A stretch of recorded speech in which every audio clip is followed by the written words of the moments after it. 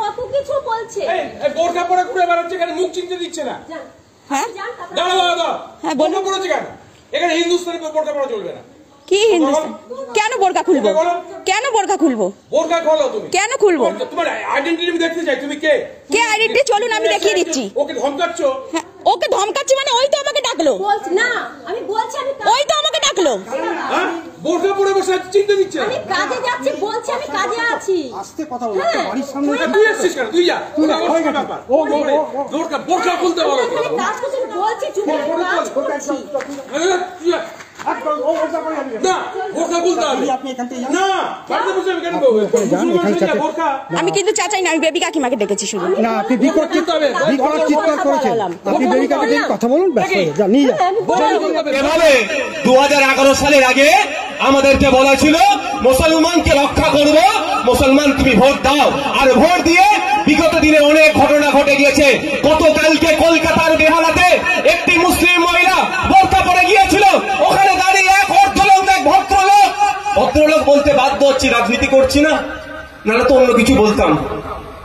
সে অর্ধলঙ্গ, সে বলছে এটা হিন্দুস্তান, এখানে বোরকা পরা যাবে না, এখানে তুমি বোরকা খুলে আসো। যে বলেছিল মুসলমানদের বাঁচাবো, তারই আমলে মুসলমান মহিলা বোরকা পরে গেলে বলছে বোরকা খুলে আসো। সংবিধানের 25 নম্বর ধারাটা খুলে দেখে নিন।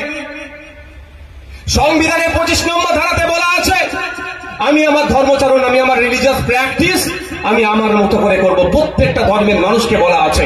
তো রিলিজিয়াস প্র্যাকটিসের মধ্যে অবশ্যই বোরকাটা ইনক্লুড আছে, ধরেছে সংবিধানের গণ্ডির মধ্যে আছে। কিন্তু তাকে বলা হচ্ছে যে তুমি বোরকা খুলে আসো, এটা হিন্দুস্তান। 24 ঘন্টা পার হতে চলে যাচ্ছে, এখনো তাকে তো গ্রেফতার করেনি। প্রশ্ন উঠবে না? পুরো বুকা বানাচ্ছে। একটা কেন্দ্রে আছে, একটা রাজ্যে আছে।